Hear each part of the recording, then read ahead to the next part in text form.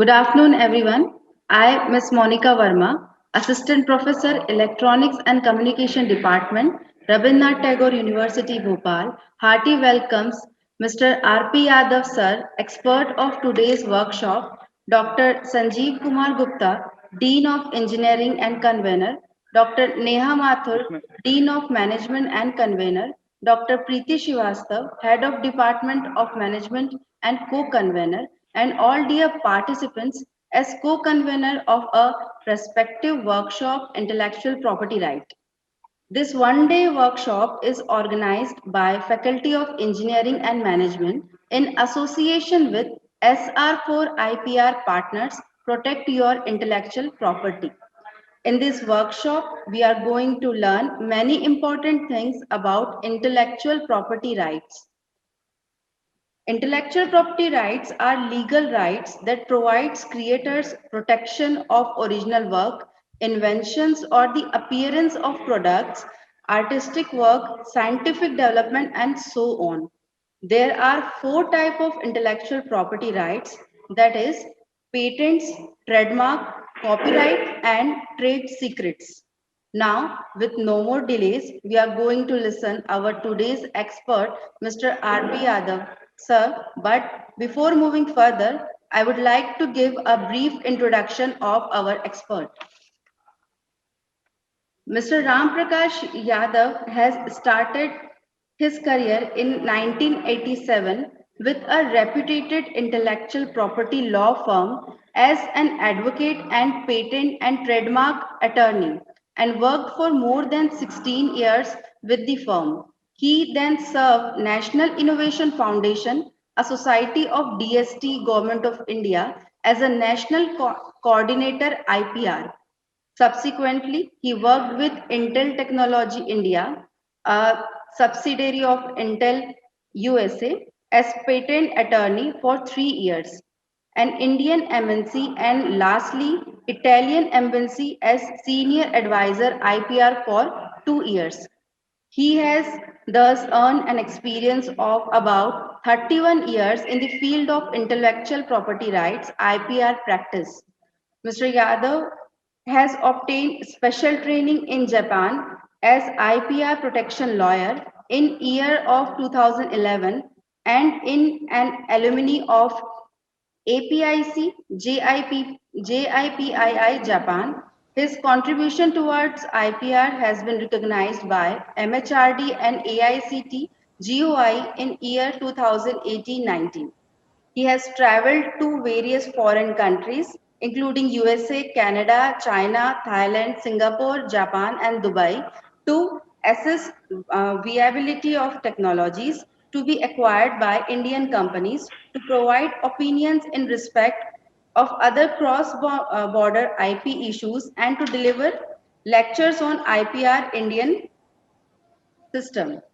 Yadav sir delivered lectures, talks in the seminar conferences organized by MSME, Micro, Small and Medium Enterprises of MSME GOI, NRDC, National Research Development Corporation, a GOI's undertaking, CSIR, Council of Scientific and Industrial Research, DST GOI, TIFAC, Technology Information Forecasting and Assessment Council, DST GOI, CII, Confederation of Indian Industry and Educational Institute University since 2010 regularly. We are privileged, sir, to get an opportunity to hear from you. Now, with due respect, I request, sir, to start this session. And participants, I would like to request to post their question in the chat box. And I request Dr. Sanjeev Gupta, sir, Dean of Engineering, please welcome our today's expert. नहीं madam हो चुका है sir. नमस्कार, बहुत बहुत स्वागत आपका। मैं डॉक्टर संजीव गुप्ता विश्वविद्यालय की ओर से, इंजीनियरिंग की ओर से, मैनेजमेंट की ओर से सबका स्वागत करता हूं। और सबको हमने पहले भी सुना है और जो है आज कुछ अलग है। आज सर जो अपने पार्टिसिपेंट हैं they are also somewhat different, क्योंकि फैकल्टी मेंबर्स भी हैं और कुछ अपने स्टूडेंट्स भी हैं। जी सर, आपका स्वागत है। आप प्लीज सर स्टार्ट लें। जी, thank you. Good afternoon everyone. Good afternoon sir. जैसे कि डॉक्टर राय ने मुझे बताया कि आपका सेशन है, मैंने उनसे डिस्कस किया और मैंने सोचा कि मैं आज वो चीज डिस्कस करूं जिससे कि आप लोग अपने इंस्टीट्यूशन में बैठ के ही ये पता कर पाएं कि जो invention whatever you have invented in your lab जी is patentable or not. जी So we will discuss about the identification of patentable inventions in this talk. जी So I will start without wasting any more time. Objective, as I have discussed, introduction. I will touch upon introduction to IP and IPR, and importance, of course, and then how to identify the patentable inventions. We'll try, if the time allow us, to clarify misconceptions, doubts, and uncertainties about the intellectual property right. So please, as Madam has said, you please share your questions on the chat box, and then we will try to discuss those questions also. Introduction, as you know, as Madam has already said, that intellectual property is created by the person or persons using own intellect. If I say in 3 words, it's creation of mind. So whatever we create by applying our mind, that becomes intellectual property. It may be an invention. Invention means a technology. It may be a new design of an article, which we say design in India, and in US it is being called as design patent. A literary or artistic work, that is copyright, and a trademark. And as you know, trademark is a word, symbol, and or logo under which the goods are being sold. Intellectual property right is a statutory monopoly right granted by the government of a particular country to the applicant, creator, or owner of the intellectual property to exclude others from exploiting the intellectual property commercially.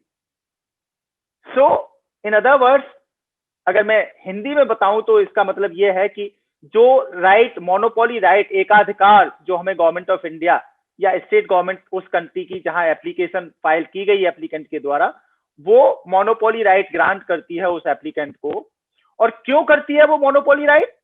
क्योंकि आपने जो research की lab में रहते हुए, महीनों सालों आपने रिसर्च की लैब में रह के, और सालों के बाद कहीं आप एक इन्वेंशन बना पाते हैं, और क्योंकि उस इन्वेंशन को आपने एप्लीकेशन फॉर्म में डिस्क्लोज कर दिया, तो आपके हाथ से सारी चीज आपने डिस्क्लोज कर दी गवर्नमेंट ऑफ इंडिया को. और क्योंकि आपने अपने इन्वेंशन को डिस्क्लोज कर दिया, इन लिeu ऑफ इट, उसके बदले में गवर्नमेंट ऑफ इंडिया आपको मोनोपोली राइट देती है, just to reward your work, जो आपने मेहनत की लैब में रह के, उस मेहनत के रिवार्ड स्वरूप आपको government of India monopoly right देती है कि आप जो इंटेलेक्चुअल प्रॉपर्टी आपने बनाई उससे पैसा अर्न करें, may be in the form of licence fee और may be by selling the invention, और उससे अपना फायदा करें.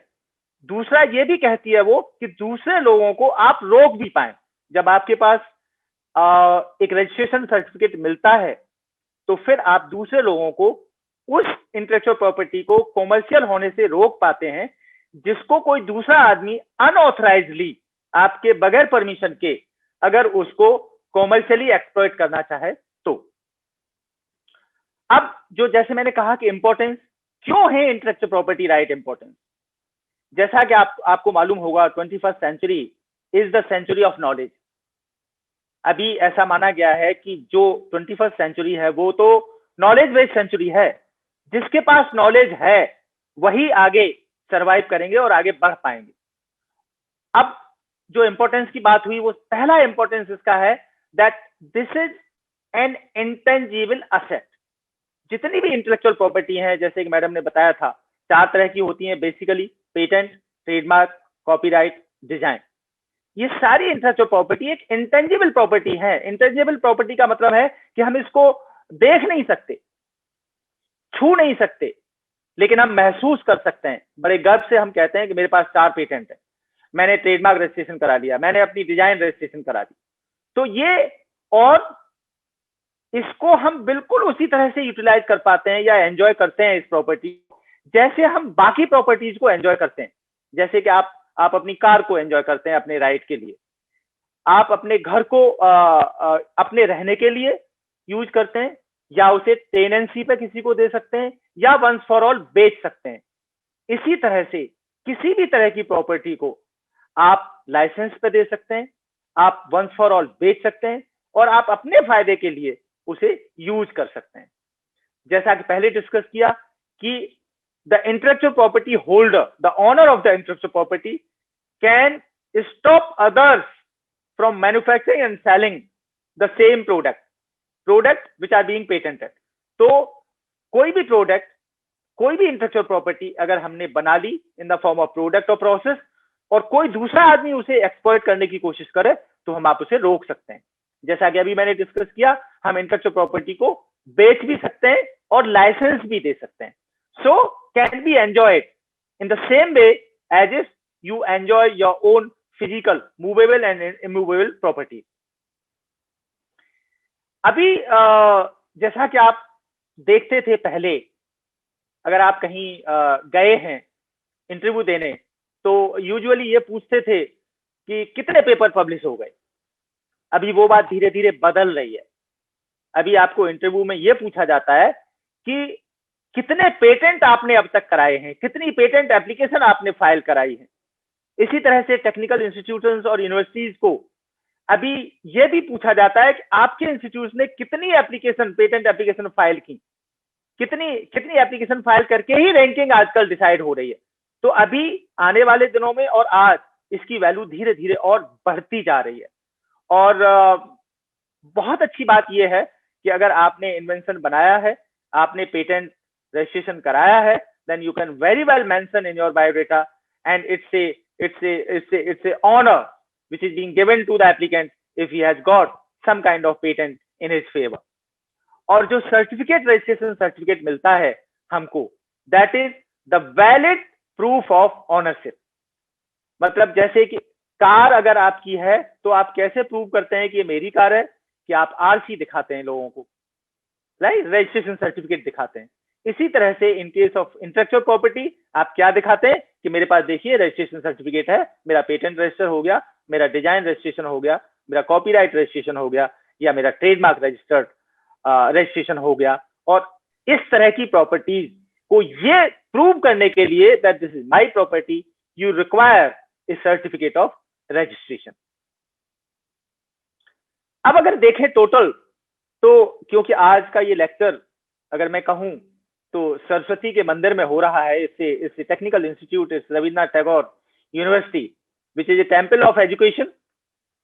अब देखना यह है कि सरस्वती तो हमारे पास है, हमने किसी तरह से पीएचडी की, हमने बड़ी मेहनत की, पीएचडी अर्न की, प्रोफेसर हैं, पढ़ा रहे हैं लोगों को, तो सरस्वती हमारे पास है। लेकिन अभी तक हमें ये नहीं पता लगा कि सरस्वती को हम कन्वर्ट कैसे करें लक्ष्मी में। अब सरस्वती को लक्ष्मी में कन्वर्ट करने के लिए जो टूल हमें यूज करना है, that tool is intellectual property. So now we will discuss again. Kinds, जैसा कि मैडम ने बता दिया, 4 तो होते ही है। पेटेंट बेसिकली टेक्नोलॉजी के लिए होता है, trademark basically protection of word, sign, logos के लिए होता है, डिजाइन आउटर ऑर्नामेंटल कॉन्फ़िगरेशन के लिए होता है, जीआई अभी 1999 में शुरू हुआ, protection of specific product, geographic specific product, किसी जियोग्राफिकल एरिया में जो चीजें वहां से बन के आ रही हैं, जो कहीं दूसरे जियोग्राफी से नहीं बन के आ रही हैं, that is being called as geography, which is geographical indication, GI. Copyright, जैसे आप सब लोग जानते हैं, लिटरेरी आर्टिस्टिक वर्क के लिए होता है। आईसी भी बहुत पहले से चल रहा है, जिसको हम protection of integrated circuit layout and design. आपने देखा होगा जो इंटीग्रेटेड सर्किट होते हैं वो एक तरह की प्लेट है, और उस प्लेट के एक तरफ कंपोनेंट लगे होते हैं, डायोड, एनोड, ट्रांजिस्टर्स, रेजिस्टर्स, और दूसरी तरफ देखें तो उनका एक सर्किट होता है which connect each of this components with each other. तो वो जो सर्किट है that is being also protected, and it is also a kind of intellectual property and protected under this IC's integration circuit layout and design set. And then plant varieties, of course, the farmers who are doing this improvement in plants, they are innovating new kind of crops by hybridisation, तो उनके लिए भी protection of plant varieties and farmer right act है। और एक trade secret होता है which is not supported by a legislation, but in common law it is recognised as an intellectual property. मैं एक एग्जांपल देके अगर आपको बताऊं तो शायद आप सब लोगों को पता होगा कि पेप्सी कोला और कोक, ये दोनों कंपनी अलग अलग हैं, और दोनों का अगर आप टेस्ट देखें सॉफ्ट ड्रिंक का, तो दोनों का टेस्ट अलग अलग है। बहुत कोशिश की हर जगह, हर कंट्री में, इंक्लूडिंग इंडिया, कि ये जो टेस्ट है इसको हम कॉपी कर पाएं, लेकिन आज तक कोई कॉपी कर नहीं पाया। पेप्सी का अपना टेस्ट है, कोक का अपना टेस्ट है, और इन जहां पे ये सॉफ्ट ड्रिंक्स बनते हैं, उस एक कंपनी, पूरी कंपनी में, चाहे वो 2000 स्ट्रेंथ है उनके एम्प्लॉइज की या कितनी भी है, सिर्फ 2 ही लोगों को ये पता होता है कि मुझे अल्टीमेटली पूरा डोप बन जाता है सॉफ्ट ड्रिंक का, और उसके बाद फाइनली एक आदमी जाता है और उसमें कुछ मिलाता है, और वो क्या होता है वो किसी को, सिर्फ 2 लोगों के अलावा तीसरे लोगों को पता नहीं होता। एंड दैट इज द एक तरह से फ्लेवर कहें या टेस्ट कहें जो उसे देता है उस पूरे सॉफ्ट ड्रिंक को, and that is what is trade secret. कई सालों से वो उन्होंने ट्रेड सीक्रेट रखा है, किसी को कहीं डिस्क्लोज नहीं किया, लेकिन हाँ, जब एक आदमी रिटायर करता है तो वो दूसरे आदमी को ट्रांसफर करके जाता है, और वो देखा ये भी गया है, बताया ये भी जाता है कि वो दोनों लोग कभी भी एक साथ ट्रेवल नहीं करते, चाहे वो प्लेन से ट्रेवल करना हो, चाहे वो कार से ट्रेवल करना हो, वो दोनों लोग कभी एक साथ जो है ट्रेवल नहीं करते हैं। शायद इसी वजह से कि कहीं हो ना हो, कहीं कोई अनहोनी हो जाए, कोई एक्सीडेंट हो जाए, तो दोनों एक साथ चले जाएंगे, तो वो ट्रेड सीक्रेट उनके साथ चला जाएगा। इसलिए हमेशा दोनों को, चाहे एक ही जगह जाना हो, एक ही टाइम पे जाना हो, लेकिन वो 2 व्हीकल से जाएंगे, और कोशिश ये भी की जाएगी अगर बाई रोड जा रहे हैं तो 2 रोड से अलग अलग जाया जाए और सेफ पहुंचे। अब इंटेलेक्चुअल प्रॉपर्टी राइट जो है वो टेरिटोरियल राइट्स होते हैं। These are territorial rights. Territorial rights से कहने का मेरा मतलब ये है कि अगर आपने पेटेंट, कॉपीराइट को छोड़ दें, पेटेंट, ट्रेडमार्क और डिजाइन, इन तीनों को अगर एक पर्टिकुलर कंट्री में आपने अगर रजिस्ट्रेशन कराया हुआ है, तो उसी कंट्री में आपके राइट्स प्रोटेक्टेड हैं। मतलब कि अगर आपने पेटेंट ग्रांट लिया हुआ है इंडिया में, तो based on Indian patent you can not go to USA और China and can not stop others from commercialization of the product which is patented in your favor। आपने सिर्फ और सिर्फ आपके राइट प्रोटेक्टेड है इंडिया में। इसीलिए जब हम दूसरे कंट्रीज में अपने राइट आईपीआर को प्रोटेक्ट कराते हैं, तो वहां पे हमें रजिस्ट्रेशन लेना पड़ता है, चाहे वो पेटेंट हो, चाहे वो डिजाइन हो, चाहे वो कॉपीराइट हो, चाहे वो और कोई किसी अदर तरह का इंटेलेक्चुअल प्रॉपर्टी राइट हो। अब क्योंकि आज हम ये देखना चाह रहे हैं कि हम कैसे पता करें कि हमारा इन्वेंशन पेटेंटेबल है कि नहीं, तो हम अब पेटेंट की बात करेंगे।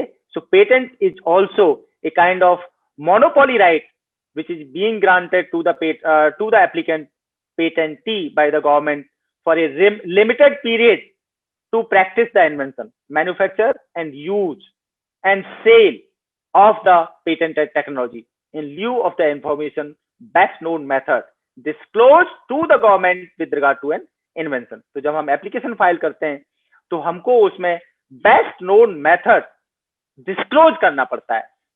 The technology which has been invented by us, वो कैसे परफॉर्म करेंगे लोग आपकी बात, और वो इस तरह का होना चाहिए कि आदमी जो पढ़े, the person skilled in the art, not the layman but the person skilled in the art, अगर वो आपके डॉक्यूमेंट, पेटेंट डॉक्यूमेंट को पढ़े, पेटेंट स्पेसिफिकेशन को पढ़े, तो वो इस तरह से डिस्क्लोज होना चाहिए that he should be able to understand it and should be able to practice it without your help।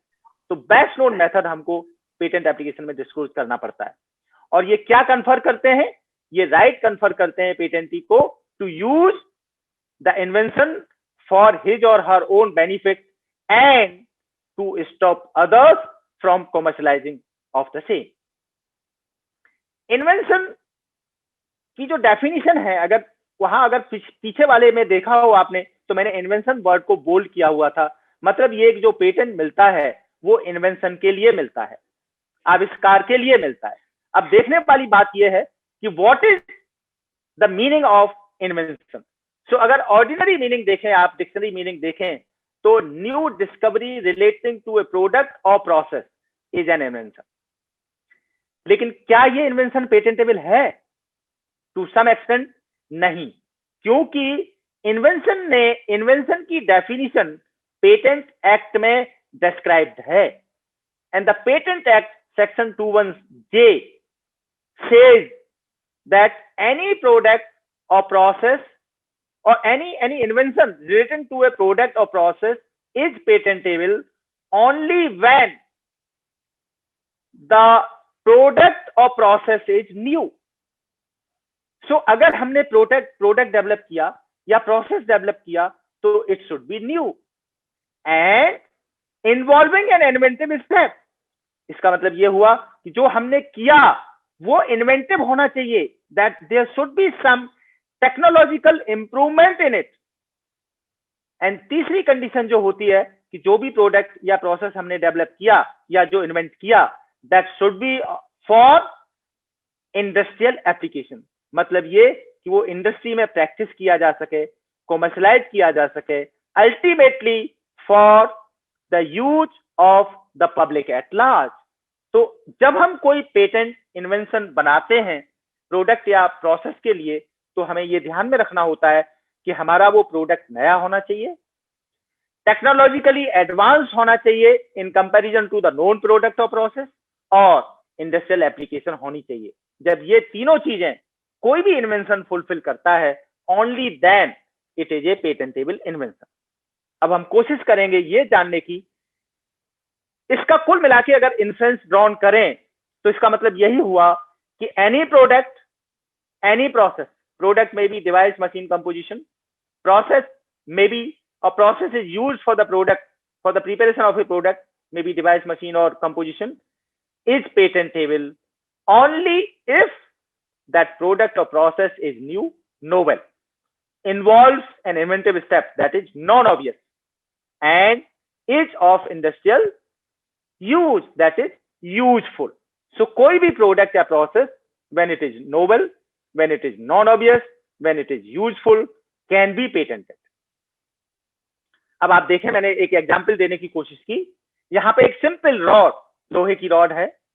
अगर आप देखें तो ये रॉड मेरे ख्याल में किसी काम की नहीं, एक्सेप्ट कि इसको यूज करके हम बिल्डिंग बनाते हैं या शटरिंग में यूज, इसमें आपके जो ग्रिल वगैरह बनाते हैं वहां यूज होता है, डिफॉर्म करते हैं इसको अपने डिजायर्ड फॉर्म में। लेकिन ये सीविंग नीडल की मशीन, सीविंग नीडल सुई की तरह से यूज तो नहीं हो सकता। तो क्या किया किसी ने अपना दिमाग लगाया, और दिमाग लगा के उन्होंने क्या किया कि इस रॉड के छड़ के टुकड़े को उन्होंने एक तरफ शार्प कर दिया, नुकीला बना दिया, और दूसरी तरफ एक उस पर होल प्रोवाइड किया।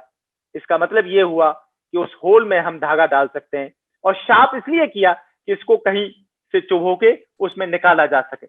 अब आप देखें तो ये आप देखें, अब वो तीन इंग्रेडिएंट की बात करते हैं, तो it is new because it is not of the same shape as that of that piece of rod. Novelty है, नोवेल है, नया है, टेक्नोलॉजिकल एडवांसमेंट है, क्योंकि आप देखेंगे एक एंड शार्प है, दूसरे एंड पे होल प्रोवाइड किया गया, तो टेक्नोलॉजिकली एडवांसमेंट है क्योंकि वो सिंपल रॉड का टुकड़ा नहीं है। अब तीनों एस्पेक्ट इसमें अगर आप देखें तो फुलफिल हो रहे हैं। The product which is a kind of sewing needle is new, technologically advancement that is non-obvious, and usefulness, हम घरों में इसको खूब हमारी जो लेडीज घरों में यूज करती हैं। उसके बाद सीविंग मशीन आई, कपड़े सिलने की मशीन आ गई, वहां पे भी एक तरह की निडल चाहिए होती है, सीविंग निडल। फिर आपने देखा तीसरा वाला जो बॉटम एंड पे जो सुई है, अगर आप उसे देखें तो उसका कंस्ट्रक्शन इन दोनों ऊपर वाली चीजों से डिफरेंट है। आप देखें उन्होंने क्या किया, फिर अपना दिमाग दौड़ाया किसी ने, इसमें तो दूसरे तरह की सुई यूज करने के लिए चाहिए, तो उन्होंने क्या किया कि उन्होंने एक होल प्रोवाइड किया एट द शार्प एंड। अब आप देखें कि पहले वाले में शार्प एंड पे होल नहीं था, दूसरे एंड पे होल था, लेकिन इसमें देखें तो शार्प एंड जो है उसी पे होल प्रोवाइड किया गया, और फिर एक चैनल बनाया गया जिसको थ्रेड गाइड चैनल बोलते हैं। तो आप देखें, और एक साइड को थोड़ा सा मोटा किया गया और उसको चपटा करके ऐसा बनाया गया कि वो सीविंग मशीन के निडल में जाके फिट हो जाता है।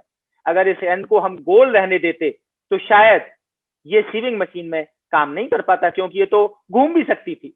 तो घूमने से रोकने के लिए उन्होंने दूसरे एंड को चपटा करके ऐसा बनाया कि वो निडल में, जहां पे एक स्लॉट होता है, उसमें जाके फिट हो जाता है, और दूसरी तरफ sharp end where the thread is there, और वो सिलाई जैसे होती है, वो आपको पता है कि मशीन से सिलाई कैसे होती है।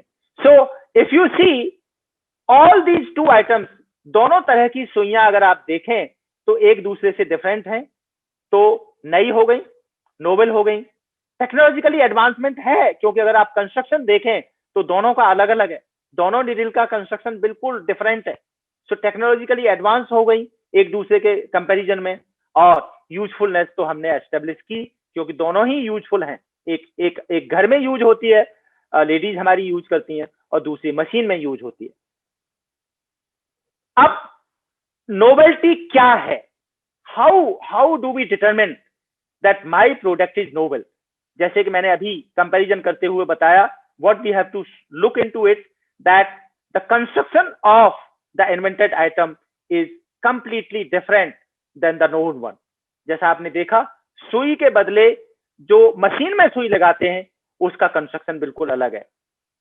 तो नोवेल्टी का मतलब यह हुआ कि वो product is not known in the prior art, मतलब सुई प्रायर आर्ट हो जाती है। कौन सी वाली सुई के लिए? जो सुई मशीन में यूज करते हैं। उसके लिए जब हम डिस्क्रिप्शन लिखेंगे, पेटेंट डिस्क्रिप्शन, तो हम पहले सुई के बारे में बताएंगे, सब इस तरह की सुई तो जानी हुई है, लेकिन जो हमने बताई है वो जानी हुई नहीं है। So it is not known in the prior art.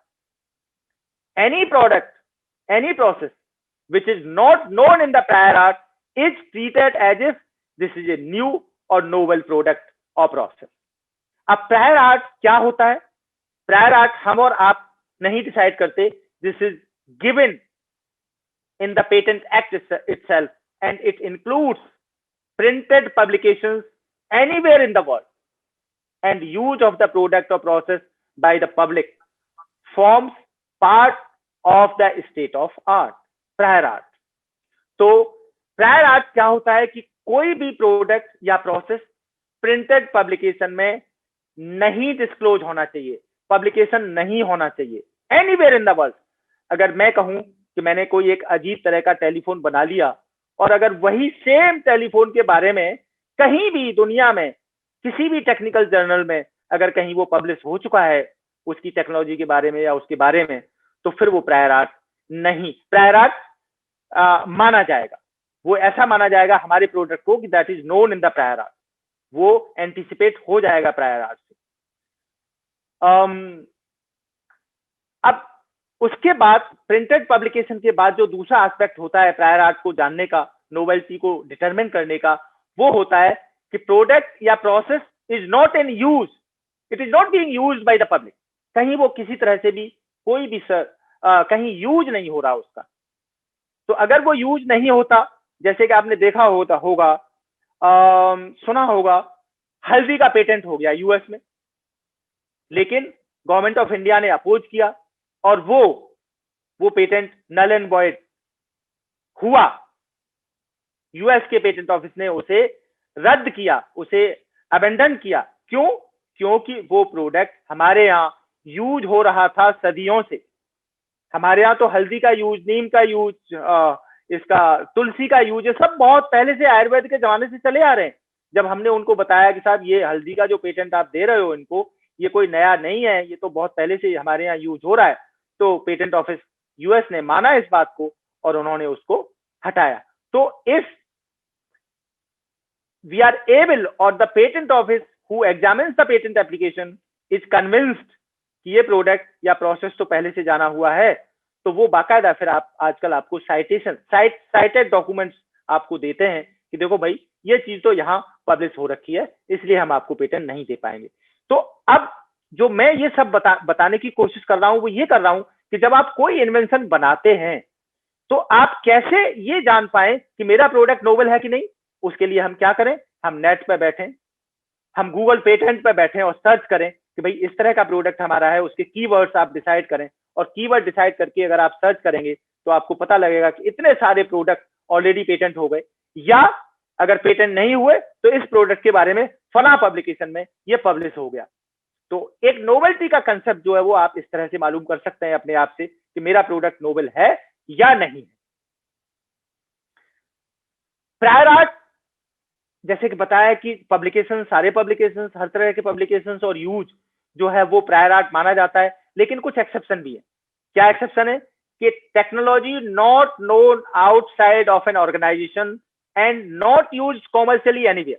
कोई भी टेक्नोलॉजी है, कई बार ऐसी टेक्नोलॉजी होती है जो मैन्युफैक्चरिंग सेक्टर्स में काम आती हैं, और कई कुछ ऐसी टेक्नोलॉजी भी होती हैं जो एक पर्टिकुलर कंपनी अपने ही लैब में यूज करती है, लेकिन वो कहीं दूसरी जगह उसे डिस्क्लोज नहीं करती, क्योंकि जब वो प्रोडक्ट बनाते हैं तो कुछ कुछ वो चीजें ऐसी रखते हैं अपने पास कि कोई दूसरा आदमी उसे नकल ना कर पाए। तो कोई भी ऐसी technology which is not known outside of an organisation, वो प्रायर आर्ट नहीं माना जाएगा। इन हाउस पब्लिकेशन, अभी हमने कहा कि अगर कहीं पब्लिकेशन हो गया हमारे प्रोडक्ट के बारे में या प्रोसेस के बारे में पब्लिश हो गया तो वो पब्लिकेशन प्रायर आर्ट हो जाता है। लेकिन इन हाउस पब्लिकेशन, मैंने इंटेल जो यूएस की कंपनी है उसमें काम किया, वहां पे उनके अपने जर्नल निकलते हैं just to let the other engineers know कि भाई इस तरह का इन्वेंशन हमारे यहाँ पहले ही हो चुका है, इस तरह का काम हमारे यहाँ और दूसरे इंजीनियर कर चुके हैं, तो आप कहीं ऐसा ना हो that you are reinventing the wheel, ऐसा ना करें। तो उनको ये बताने के लिए कि भाई ये काम हमारे यहाँ इस सब्जेक्ट पे हो चुका है, तो इन हाउस पब्लिकेशन, उनके इन हाउस जर्नल निकलते हैं। और कोई भी चीज अगर इन हाउस पब्लिकेशन में पब्लिश हुई है तो उसको प्रायर आर्ट नहीं माना जाएगा, because it is not in the public domain. Publication will be prior art if it is available in the public domain. अगर वो इन हाउस पब्लिकेशन है तो प्रायर आर्ट नहीं माना जाएगा। Public display of the product in an industrial exhibition, कोई industrial exhibition लगी, आपने जो इन्वेंशन बनाया, इन्वेंट किया कोई मशीन या कोई प्रोडक्ट, और आपने उसे सिर्फ डिस्प्ले किया वहां पे ले जाके, ये लोगों को बताने के लिए कि मैंने इस तरह का एक इन्वेंशन बना लिया है, तो वो जो डिस्प्ले किया आपने इंडस्ट्रियल एग्जीबिशन में, that will not be treated as if it is known और it is known to the public और इट इज इन यूज, ऐसा नहीं माना जाएगा। So that will not be treated as if this is a prior art. उसके बाद publication of an invention without consent. अब कई बार ऐसा होता है, हालांकि बहुत कम होता है, कि 2 लोग 3 लोग 4 लोग मिलके एक लैब में एक इन्वेंशन पे काम कर रहे हैं, और एक साहब छोड़ के चले गए, बाय द वे वो इंस्टीट्यूट या वो लैब उन्होंने छोड़ दी, वो दूसरी जगह चले गए, और उन्होंने क्या किया कि उन्होंने अपने पेपर को पब्लिश कर दिया विदाउट टेलिंग द को इन्वेंटर्स और को वर्कर्स और peers who were working on this project। अगर ऐसा उन्होंने किया तो इस तरह के पब्लिकेशन को भी प्रायर आर्ट नहीं माना जाता। नॉन कंपोजिशन, कोई भी कंपोजिशन है, अब ये मैं एग्जांपल दे रहा हूं आपको कि एक कंपोजिशन है which consists of A, B and C। अब A कितना है उसमें कंपोजिशन में 20 to 30%, B कितना है 30 to 50%, और C कितना है 40 to 60%। तो मैंने एक कंपोजिशन बनाया which consists A in 20 to 30%, B 30 to 50% and C 40 to 60%। मैंने 3 कंपोनेंट यूज किए, ABC इस पर्टिकुलर रेशियो में यूज किए, ये मेरा एक इन्वेंशन बन गया। उस कंपोजिशन को मैंने मान लीजिए पेटेंट करा लिया या मैंने पब्लिश कर दिया कहीं। अब कोई दूसरे साहब आए और उन्होंने एक कंपोजिशन इन्वेंट किया, और वो कंपोजिशन भी 3 ही कंपोनेंट रखता है बेसिकली, A, B और C। लेकिन उन्होंने किया क्या?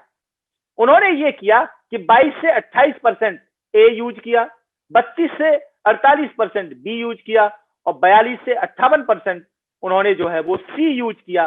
तो ये वाला जो कंपोजिशन दूसरा वाला है वो एंटीसिपेट हो गया, क्योंकि आप देखेंगे कि जो पहला वाला कंपोजिशन है उसकी रेंज 20 से 30%, और आप दूसरे वाले कंपोजिशन की रेंज 22 से 28%, तो वो उसके बीच में आ गई। क्योंकि वो बीच में आ गई, इसी तरह से 32 से 48%, जो वहां पे 30 से 50% थी, वो बी की भी वहां बीच में आ गई और सी की भी इसी तरह से बीच में आ गई। तो ये जो दूसरा वाला कंपोजिशन बना वो नोड प्रायर आर्ट में नोड माना जाएगा, क्योंकि वहां पे ए बी और सी की जो रेंज है वो आपकी वाली रेंज उसमें मर्ज हो गई, उसमें इंक्लूड हो गई। अगर आप उन रेंज को बदल देते, आप कहते कि मैंने तो ए को 10 से 18% लिया, मैंने तो बी को 50 से 70% लिया, मैंने तो सी को 70 से 90% लिया, तो हो सकता था कि आपका जो दूसरा वाला कंपोजिशन है वो प्रायर आर्ट में नोड ना माना जाता। In this case the invented composition is anticipated by the prior art, जैसे कि मैंने अभी आपको एक्सप्लेन किया। अब आप फिर से देखें प्रायर आर्ट का एग्जाम्पल क्या होता है। मान लीजिए कि मैं ये कहता हूं कि मैंने चेयर इन्वेंट की है। अब अगर मैंने चेयर इन्वेंट की है तो मेरे लिए प्रायर आर्ट क्या हो गई? स्टूल। लेकिन अगर मैं ये कहूं कि मैंने स्टूल इन्वेंट किया तो मेरे लिए प्रायर आर्ट क्या होगी? चेयर। और चेयर में स्टूल का कंस्ट्रक्शन भी अगर आप देखें, अगर पीछे वाले पोर्शन को काट दें तो वो स्टूल बन जाता है। इस कंडीशंस में हमें ये स्टडी करना पड़ता है कि चेयर का जो क्लेम है या चेयर को जो हमने डिस्क्राइब किया है वो किस तरह से डिस्क्राइब किया। और अगर हम चेयर पर पेटेंट मांगते हैं तो हमें प्रायर आर्ट कौन सा देना पड़ेगा? स्टूल का। हमें प्रायर आर्ट की देने की जरूरत इसलिए होती है कि हम कंपैरिजन करते हैं कि हमारा प्रोडक्ट कैसे नॉन प्रोडक्ट से डिफरेंट है। So just to create the novelty, inventive step, we have to compare the invented product or process with the known product or process. इसी तरह से दूसरे वाले देखें आप तो स्टूल किसी साहब ने इन्वेंट किया। अगर आप देखें, मैं थोड़ा एक्सप्लेन करूं तो पहले अगर आप देखते हैं, बहुत सारे लोग आप में से भी गांव के ही रहने वाले होंगे, और वहां पे तो कुछ होता ही नहीं था, स्टूल नाम की चीज नहीं होती थी। वहां तो हम जमीन पे बैठ गए या चबूतरा बने हुए होते थे हमारे चौपाल के आगे और वहां हम बैठ गए। या कई बार लोगों ने ऐसा किया कि कोई पेड़ था पुराना हो गया, उसको दीमक लग गई या कुछ हो गया तो उन्होंने ऐसा काटा उसे कि उसकी नीचे की जड़ जो है वो हमारे स्टूल की तरह से काम कर रही है, लेकिन उसको हम उठा नहीं सकते, कहीं दूसरी जगह ट्रांसपोर्ट नहीं कर सकते, ले जा नहीं सकते। तो हमने क्या किया? स्टूल बना दिया। 4 टांगे लगाई, चारों टांगों को आपस में जोड़ा और ऊपर उस पर प्लेटफॉर्म रख दिया एक बैठने के लिए। लेकिन हुआ क्या कि उस स्टूल पे आप आधे घंटे 15 मिनट तो बैठ सकते हैं, लेकिन घंटों घंटों नहीं बैठ सकते। फिर किसी आदमी ने अपना दिमाग दौड़ाया और उसने चेयर बना दी। उन्होंने क्या किया कि पीछे के 2 टांगे थोड़ी सी एक्सटेंड की ऊपर की तरफ और सपोर्ट लगा दिया, तो वो बैकरेस्ट बन गया। अब इस चेयर पे बैठ के आप घंटों घंटों बैठ सकते हैं, आराम से बैठ सकते हैं। स्टूल पे आप नहीं बैठ पाते थे क्योंकि बैक जो है आपकी पीठ में दर्द होने लगता था, लेकिन अभी चेयर पे आप बैठ सकते हैं 2 घंटे के लिए भी। लेकिन अब इसका भी क्या हुआ कि इसमें भी थोड़ा सा 2 घंटे बाद 3 घंटे बाद थोड़ा सा अनकंफर्ट हो जाता है। एक तो इसलिए कि सारी चीजें ठोस हैं, मुलायम नहीं है। तो फिर क्या किया कि वो ये जो व्हील चेयर आ गई, जो व्हील चेयर नहीं रिवॉल्विंग चेयर आ गई। तीसरी वाली फिगर को देखें तो उसमें क्या हुआ कि आप बैठे हैं, आपने राइट टर्न ले लिया, लेफ्ट की तरफ मुड़ गए, थोड़ा पीछे की तरफ भी इसमें स्प्रिंग लगी होती है तो थोड़ा पीछे की तरफ ने आपने स्ट्रेस ले लिया, और उसमें नीचे पहिए भी लगे हैं, आपने मूव भी कर लिया बड़ी आसानी से। तो this is much more comfortable than the simple chair. और अभी आप इस पे 6 घंटे 8 घंटे भी बैठ के, बच्चे लोग आजकल काम करते ही हैं, जब कंपनी में काम करने जा रहे हैं तो 8-8 घंटे बैठे रहते हैं, and they can stretch, they can move left and right, they can go forward and backward. लेकिन अब हुआ क्या कि ये चीजें सारी जो हैं वो उन लोगों के लिए नहीं, स्टूल या चेयर या रिवॉल्विंग चेयर, जिनके चारों हाथ पैर ठीक ठाक हैं, मतलब। लेकिन कई बार घरों में ऐसे लोग भी होते हैं हु आर डिफरेंटली एबल्ड। आजकल डिसेबल्ड वर्ड यूज करना लोग पसंद नहीं करते हैं, तो अब डिफरेंटली एबल्ड वर्ड आया तो उसमें क्या हुआ कि जैसे घर में कोई एक साहब ऐसे हैं जिनकी टांगें किसी तरह से खराब हो गई। अब वो बेचारे पानी भी लेने के लिए कई बार तरस जाते हैं कि अब कोई नहीं है अगर घर में, तो पानी पीने के लिए भी वो परेशान हो जाते हैं। तो फिर किसी का दिमाग दौड़ा कि क्या हम ऐसा कुछ कर सकते हैं कि डिसेबल्ड डिफरेंटली एबल्ड लोग कम से कम घर में रह के तो अपने काम कर लें अपने आप। अगर पानी पीना है, खाना खाना है तो खाने की टेबल पे बैठ गए, अपनी चेयर ले गए खिसका के, और खाने की टेबल पे बैठ गए, अपनी चेयर ले गए, उन्होंने पानी ले लिया, पी लिया। तो just to make their life comfortable फिर व्हील चेयर आ गई। So if you see in comparison to normal जो तना होता था पेड़ का या जो चबूतरा होता था, उसके कंपैरिजन में देखें स्टूल, तो stool is novel, technical advancement है। स्टूल के कंपैरिजन में अगर चेयर को देखें तो आप देखें ये नोबल है, टेक्निकली एडवांस है देन द स्टूल। एक चेयर के कंपैरिजन में अगर रिवॉल्विंग चेयर को देखें तो आप देखते हैं कि ये बिल्कुल नई है, टेक्निकली एडवांस है। और अगर रिवॉल्विंग चेयर के बदले में व्हील चेयर को अगर आप देखते हैं तो आप देखते हैं that this is much more advanced, and as it is advance it is a novel item. तो आप देखें ये तीनों चारों चीजें अगर कंपैरिजन प्रायर आर्ट के साथ करेंगे आप, तो आपको पता लगेगा कि ऑल दो three ingredient for making an invention as a patentable invention वो फुलफिल होते हैं। Novelty, non obviousness and usefulness. Usually हम प्रायर आर्ट सर्च करने के लिए ये वेबसाइट यूज करते हैं, ipindia.nic.in, uspto.gov। यूएस के पेटेंट जितने हैं वो सारे इस पर अवेलेबल हैं। यूरोपियन कंट्रीज के जितने भी पेटेंट हैं वो spacenet.com पे अवेलेबल होते हैं। और अब जो नया वाला जो पीसीटी एप्लीकेशन फाइल होती हैं वो वाइपो की वेबसाइट पर अगर आप जाएंगे तो वहां से सर्च कर लेते हैं। और जो चौथा वाला चला जो बहुत कॉमन है, गूगल पेटेंट। आपके पास वैसे तो ये चारों वेबसाइट जो मैंने बताई, आईपी इंडिया, यूएसपीटीओ और यूरोपियन स्पेसनेट और वाइपो की, ये चारों आप अगर देखें कंप्यूटर पे तो ये पब्लिकली एक्सेसिबल है without paying any fee, there is no charge for it. और गूगल पेटेंट तो आप सब लोग जानते ही होंगे कि हर कंप्यूटर पे अवेलेबल है। Google search engine is a very big engine, search engine, और उन्होंने अब गूगल पेटेंट भी निकाला है। तो प्रायर आर्ट की जहां तक जो हमने डिस्कस किया अभी तक, आप अपने आप से अपने इन्वेंशन के बारे में ये पता कर सकते हैं कि मेरा इन्वेंशन नोबल है या नहीं है, प्रायर आर्ट में जाना हुआ है या नहीं है। अब चलते हैं सेकंड क्राइटेरिया जो है वो इन्वेंटिव स्टेप, नॉन ऑब्वियसनेस जिसको बोलते हैं। इसका मतलब होता है that the features which are treated as technical advancement or economic value or both as compared to the existing knowledge relating to a product or process. economic value का मतलब अगर मैं थोड़ा सा एक्सप्लेन करूं तो उसका मतलब ये होता है कि मान लीजिए एक आपने जैसे कि आप चलिए हैंडसेट ही ले लीजिए, टेलीफोन, स्मार्टफोन ले लें आप। तो स्मार्टफोन जब शुरू हुआ तो आपने देखा होगा कि कीमत 20,000, 25,000। आज अगर स्मार्टफोन आप देखें तो मेरे ख्याल में 4,000, 5,000, 7,000 में भी अवेलेबल है। तो कॉस्ट आपने कम की। कॉस्ट आपने कम कैसे की? क्योंकि आपने कुछ टेक्निकल एडवांसमेंट उसके कंस्ट्रक्शनल फीचर्स थे, जो मटेरियल यूज हो रहे थे, not simple material but material in comparison to other technical advancement. जब हमने ऐसा किया तो हमने कीमत कम कर दी। तो एक इकोनॉमिक वैल्यू का जो फीचर है, जब हम कीमत कम कर देते हैं along with the technical advancement, तब भी हमारा प्रोडक्ट जो है वो पेटेंटेबल माना जाता है। सो इकोनॉमिक वैल्यू कम करना भी किसी भी प्रोडक्ट का भी एक फीचर है which is being treated as this is a technical advancement. तो अब हम इसके कुछ एग्जाम्पल लेते हैं। देखिए एग्जाम्पल मैंने लिया, आप देखें IC engine, internal combustion engine. Internal combustion engine जो है यूजुअली पेट्रोलियम फ्यूल पे चलता है। पेट्रोलियम फ्यूल का मतलब मेरा है कि या तो पेट्रोल है या डीजल है।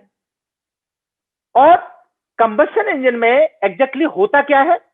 एक कार्बोरेटर नाम की चीज होती है, and this carburettor is the heart of the engine because this carburetor mixes the fuel, petroleum fuel with air। और जो एयर और पेट्रोलियम फ्यूल का जो कॉम्बिनेशन है, that is supplied to the piston cylinder assembly, and this fuel is burned there with the help of ignition, spark plugs। और जब ये जलता है तो वहां पे गैसेस बनती हैं which may consist carbon monoxide also, और बहुत सारी ऐसी गैसें जो एनवायरनमेंट के लिए ठीक नहीं है वो बनती हैं उससे, फ्यूल के जलने से। और वहां प्रेशर क्रिएट होता है, और उस प्रेशर क्रिएट होने से आपकी पिस्टन सिलेंडर असेंबली काम करती है और पूरा इंजन उस पर वर्क करता है। तो अब मेरा एक इंजन था, कंपनी ए का जो इंजन था वो था internal combustion engine, workable on petroleum fuel only. लेकिन कंपनी बी ने क्या किया कि उस कार्बोरेटर पे काम किया। दे modified the carburetor in such a manner, technically advanced the carburetor in such a manner कि अब ये कार्बोरेटर जो है वो it is capable enough to mix the gaseous fuel CNG, PNG या LPG, जो आजकल हम आपने देखा होगा LPG, CNG, PNG सब व्हीकल को चलाने के लिए काम आ रही हैं, तो इनको भी मिक्स करना है एयर के साथ। तो वो कार्बोरेटर उन्होंने इतना टेक्निकली एडवांस किया कि now this is capable enough to mix the gaseous fuel with the air. और अब जो मेरा इंटरनल आईसी इंजन था that is capable enough to work on gaseous fuel. तो मुझे पेटेंट मिलेगा, किसके लिए मिलेगा? कार्बोरेटर के लिए, not for the IC engine as a whole, but I will get the patent for carburettor. और क्यों मिलेगा मुझे? क्योंकि मैंने उसे टेक्निकली एडवांस किया। तो यहां से हम पता कर सकते हैं कि हमारा इन्वेंशन टेक्निकली एडवांस है कि नहीं। उसको मालूम करने के लिए हम क्या करेंगे? तो उसको मालूम करने के लिए हम 2-3 चीजों को ध्यान देंगे। पहले तो हम ये ध्यान देंगे कि कंस्ट्रक्शन वाइज डिफरेंट है कि नहीं, और वो अगर उसका फंक्शनली भी डिफरेंट है कि नहीं। जैसे कि पहले तो वो पेट्रोलियम फ्यूल पे काम करता है, लेकिन अभी गैसियस फ्यूल पे काम करता है, और क्योंकि वो गैसियस फ्यूल पे काम करता है तो हमने उसे टेक्निकली एडवांस किया, क्योंकि हमने कंस्ट्रक्शनल फीचर बदले, ऐड किए या डिलीट किए। तो इस तरह से हम ये पता कर पाते हैं कि हमारा जो इन्वेंशन है वो comprises of the technical advancement और नॉट। तो इन्वेंटिव स्टेप पता करने के लिए हम ये चीजें कंपेयर करते हैं। सिमिलरली अगर कोई कंपोजिशन है, ड्रग का कंपोजिशन है, अब वो इंप्रूव हुआ, उसमें इन्वेंटिव स्टेप है कि नहीं है, उसके लिए जानने के लिए हम क्या करें कि हमने उसकी जो कंपोनेंट्स थे ए बी सी, उनका रेशियो हमने बदला, और उनका रेशियो बदलने के बाद जो हमें डी कंपोनेंट मिला, वो जो ड्रग था डी, उसकी प्रॉपर्टीज हमने ऐसी बना दी कि वो एफिकेसी बढ़ गई उसकी। So if we are able to convince the patent office कि हमने जो ड्रग था उसको इंप्रूव किया है, और इस तरह से इंप्रूव किया है कि उसकी एफिकेसी बढ़ गई है, साइमल्टेनियसली हमने ये भी कहा कि हमने उसकी कॉस्ट भी कम कर दी है, then it would be treated कि इसमें इन्वेंटिव स्टेप है, मींस टेक्नोलॉजिकल एडवांसमेंट है।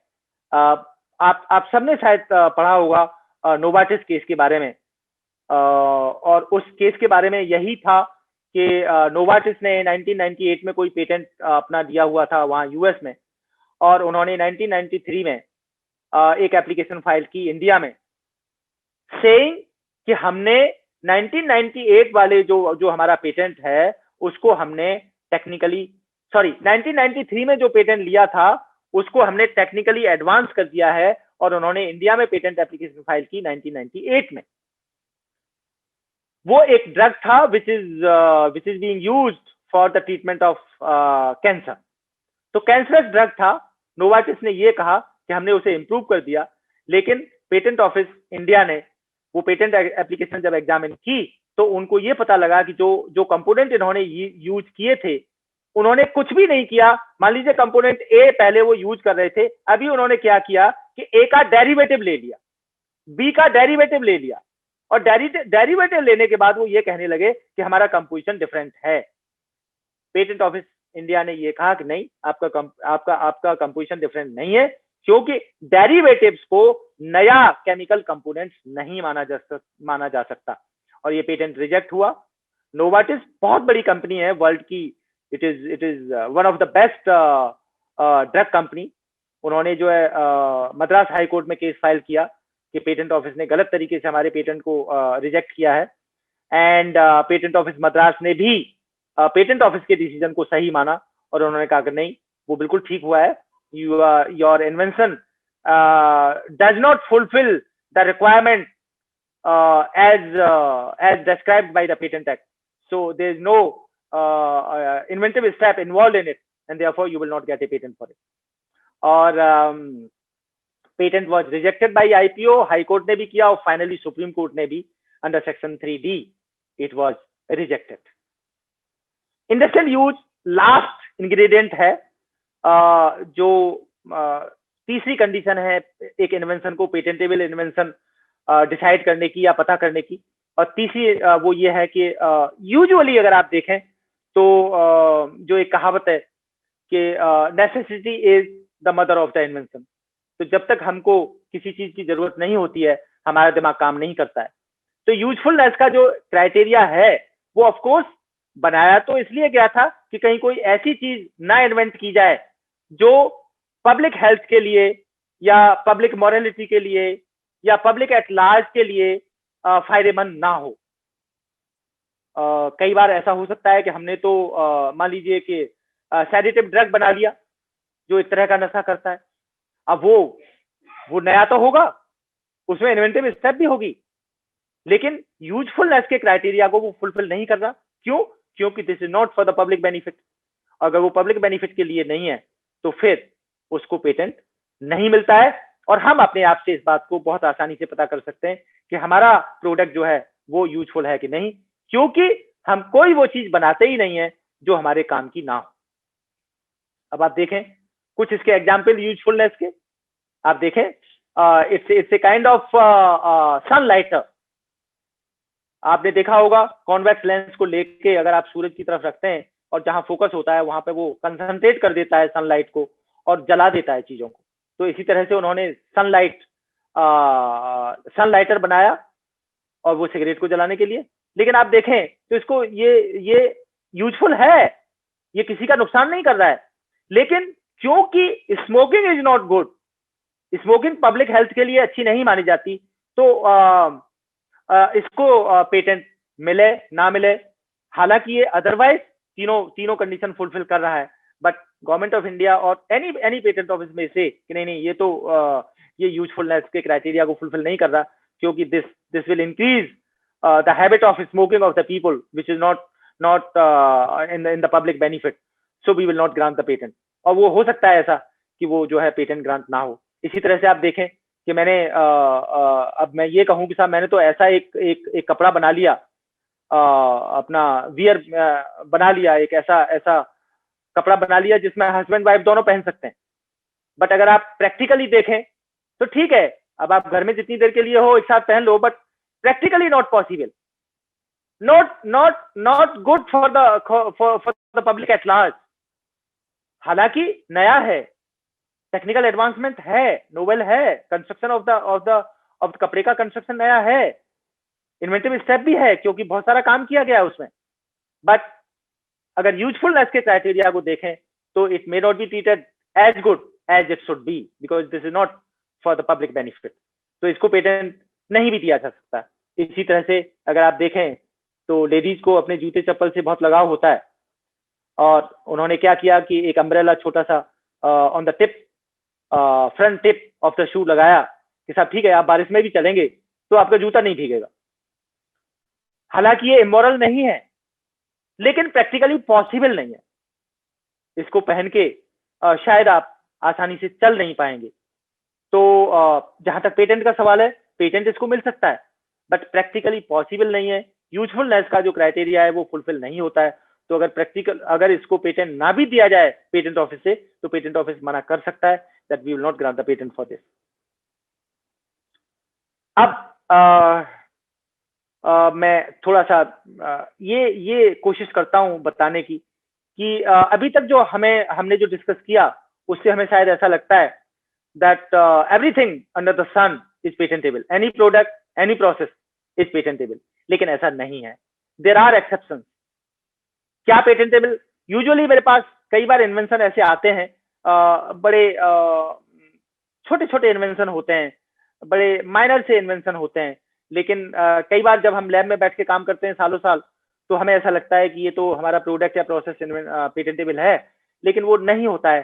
जैसे कि अब आप देखें एग्जाम्पल्स इसके, an invention contrary to well established natural laws patentable नहीं है। जैसे कि परपेचुअल मोशन, आपने कोई साइंटिफिक प्रिंसिपल परपेचुअल मोशन का या ग्रेविटेशनल फोर्स का बना लिया, तो एक कोई साइंटिफिक प्रिंसिपल आपने डेवलप किया, इन्वेंट किया, वो वेल एस्टेब्लिश्ड लॉज के अगेंस्ट में है, कॉन्ट्रेरी है, तो वो पेटेंटेबल नहीं है। लेकिन इसका मतलब ये नहीं है कि अगर मैं बेस्ड ऑन दिस प्रिंसिपल कोई डिवाइस बना दूं, वो पेटेंटेबल नहीं है।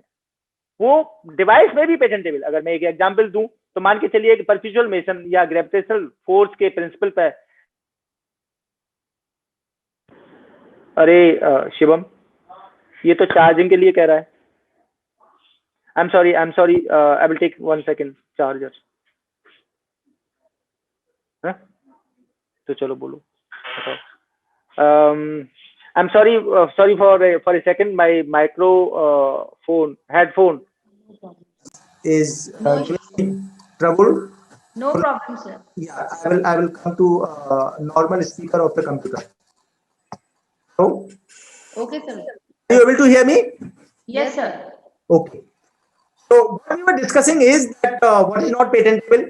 तो perpetual motion के बेस पे अगर मैं कोई ऐसा इंस्ट्रूमेंट बना लेता हूँ विद इंडिकेशन, भाई ये जो है नाम है, अभी तो भूचाल आने वाला है, तो अगर मैंने ऐसा इंस्ट्रूमेंट बनाया which is based on perpetual motion और ग्रेविटेशनल मोशन प्रिंसिपल, तो मुझे पेटेंट उसके लिए मिलेगा।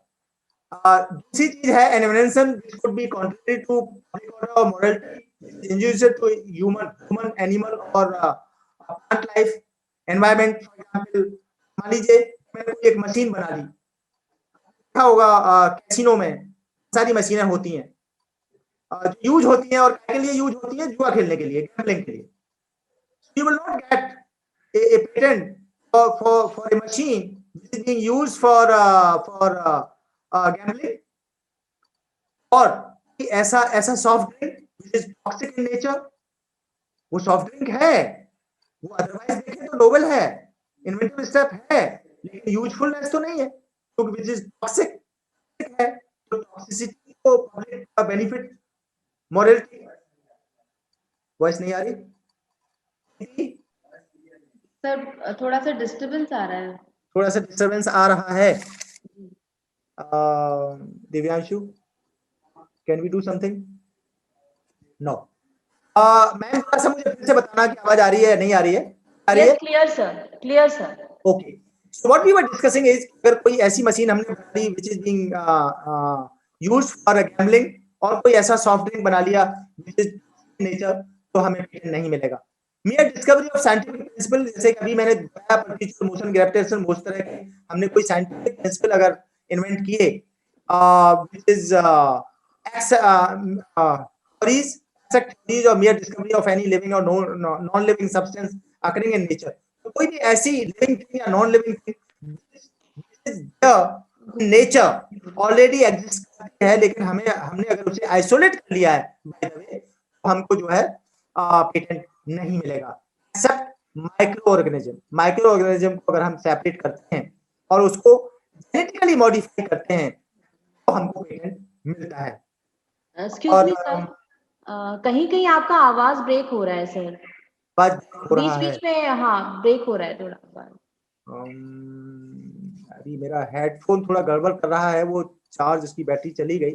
अच्छा, मैं कोशिश करता हूँ फिर से देखिए थोड़ा तेज, और इसको पास लाके कोशिश करता हूँ अगर ये कर पाए काम। अच्छा सर। तो जो तीसरा जो है वो है कि हमको पेटेंट नहीं मिलेगा। ठीक है, वैसे ये नहीं चल रहा।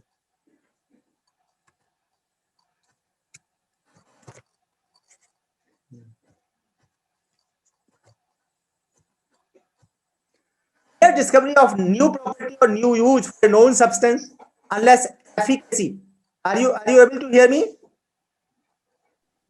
Am I audible, Preeti? Yes sir, you're audible.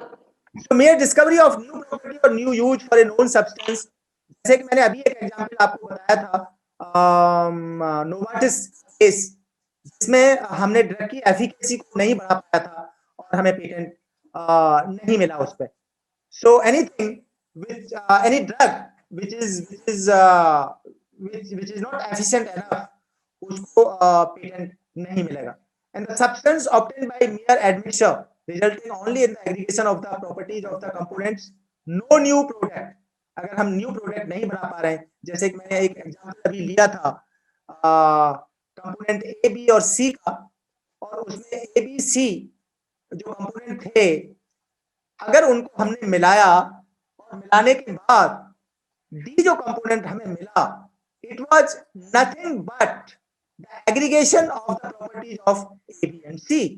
So if it is aggregation of the properties, कोई न्यू प्रॉपर्टी अगर हम उस नहीं ला पा रहे हैं तो फिर हमें पेटेंट नहीं मिलता है, उसको पेटेंटेबल नहीं माना जाता.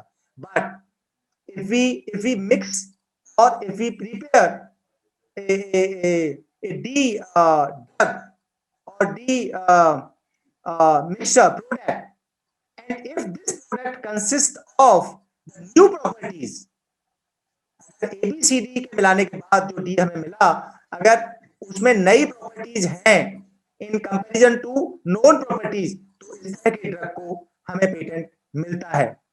है mere arrangement or rearrangement of the known devices working independently in a known manner.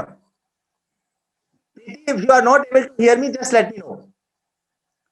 So what we are discussing is mere arrangement or rearrangement of the known devices working independently. इसमें अगर मैं देखूं, एक example देके आपको बताऊं, तो जैसे कि मैं नेशनल इनोवेशन फाउंडेशन में काम करता था और वहां पे हम बच्चों के जो इन्वेंशन होते थे उनको प्रमोट करते थे.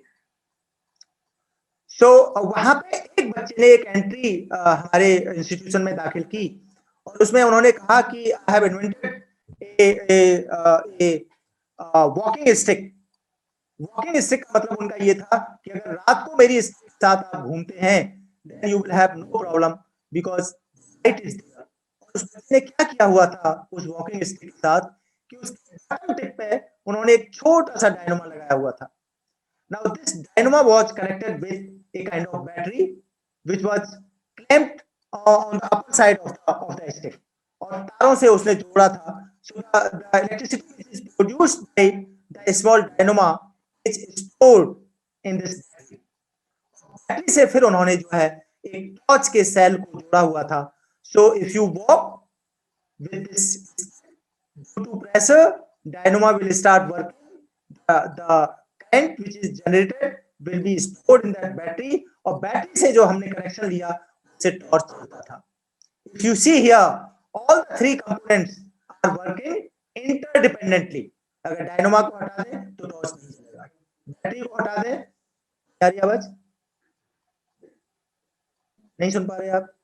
सर वॉइस क्लियर नहीं है, ब्रेक हो रहा है. वॉइस ये बड़ी वाली ली, वीडियो ऑफ कर दो कैसे? मेरे पीछे लटका दो.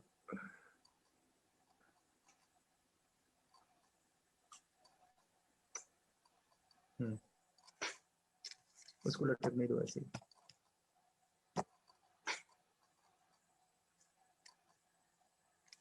हाँ.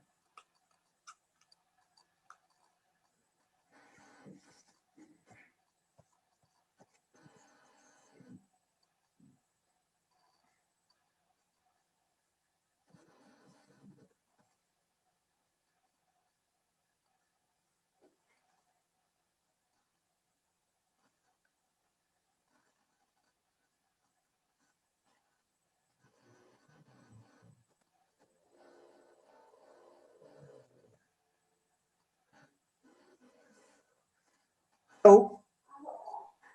हेलो जी sir. You able to hear me now? Yes sir. जी. So what we were discussing is that walking stick का जो बात आई, देखिए बच्चे ने एक वॉकिंग स्टिक को बनाया.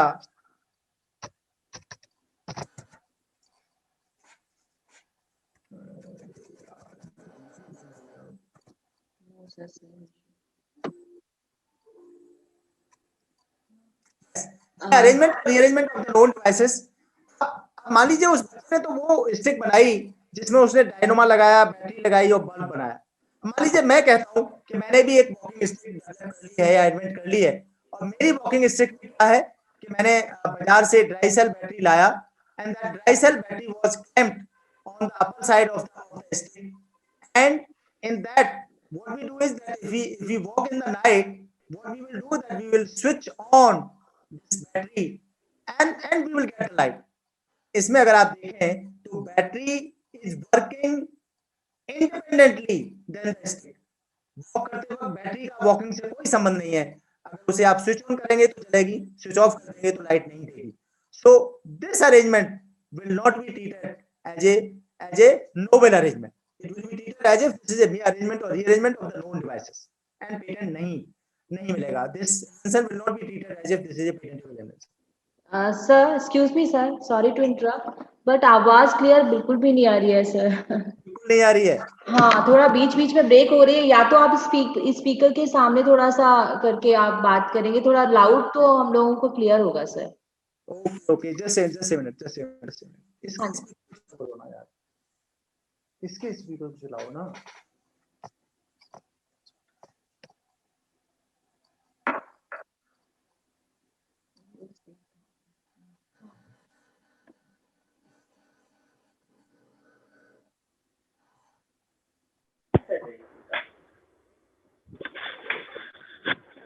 Hello yes sir, now it's clear. Preeti, yes sir, now it's clear sir. नहीं आ रही, मुझे ही नहीं आ रही आवाज, मुझे पता लग जाता है यहाँ से। चालू कहाँ है? नहीं सर, आवाज आ रही है हमको, आपकी आवाज क्लियर सुनाई दे रही है सर। हेलो करूँ? Hello hello? सर। जी सर। Hello hello. यार, इसकी लीड कहाँ गई? अब क्या करूं? इसी को चलाओ, कंप्यूटर वाले को। तो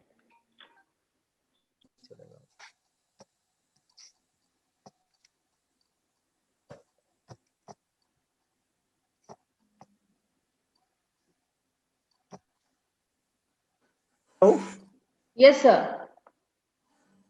What we were discussing is कि mere arrangement और rearrangement की बात कर रहे थे हम लोग, और वहां पे ये देखा गया कि अगर आपने सिर्फ और सिर्फ एक बैटरी लगा दी, ड्राई सेल बैटरी अगर इसके साथ लगा दी है, then it will not be treated as if ये जो है इन्वेंटिव अरेंजमेंट है। उसके बाद आगे चले तो देखेंगे हम कि method of agriculture and horticulture, this is not patentable at all. कोई भी एग्रीकल्चर मेथड है या हॉर्टिकल्चर का मेथड है वो पेटेंटेबल नहीं है। Any method of treatment of human being और एनिमल्स वो पेटेंटेबल नहीं है। इसका मतलब ये नहीं है कि अगर मैं मेडिसिन बनाता हूं for the treatment of human being और एनिमल्स, वो पेटेंटेबल नहीं है। ड्रग्स और medicine are patentable which are being used during the treatment process of a human being or animal. Plants and animal in whole or any part thereof other than microorganism. कोई भी plant as a whole और part उसका वो patentable नहीं है, लेकिन microorganism जो होते हैं वो पेटेंटेबल हैं only if these are being genetically modified. Microorganism आपने जेनेटिकली मॉडिफाई किया गया है, then it is patentable. Mathematical or business method or computer program per se or algorithm are not patentable.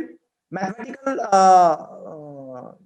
business method है, business method का भी अभी तक जो है वो एक debatable point होता है, because in US sometime in some case business methods are patentable, but in other case it is not. In India, computer program per se and business method inventions are not patented. Computer program per se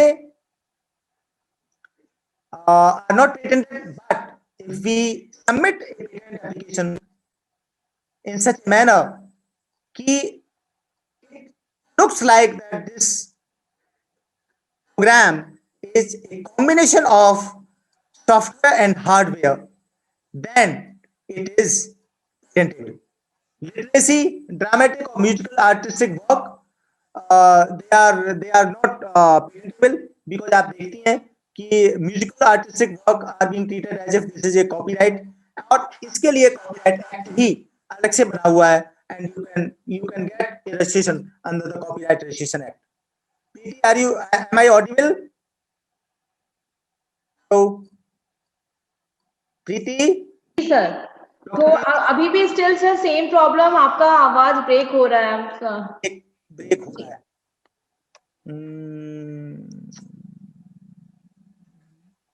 वो charge ऐसे जल्दी थोड़ी हो जाएगा।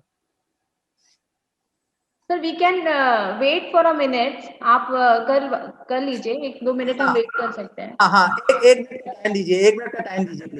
जी, okay sir, no problem. क्या कर रहे हो?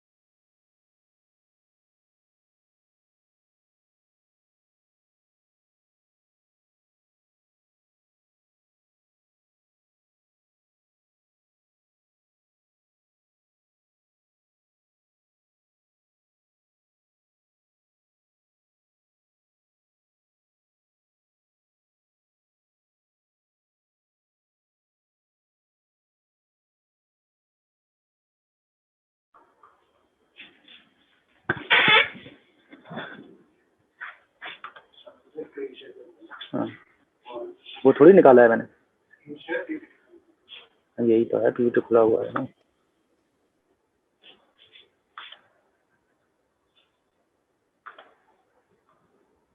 कहाँ गया ये?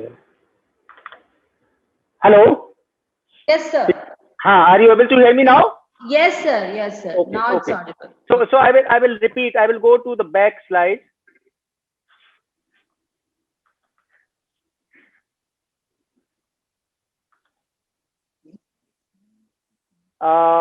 What we were discussing here is mere arrangement और rearrangement तक तो आपने सुन लिया था ना? Yes sir.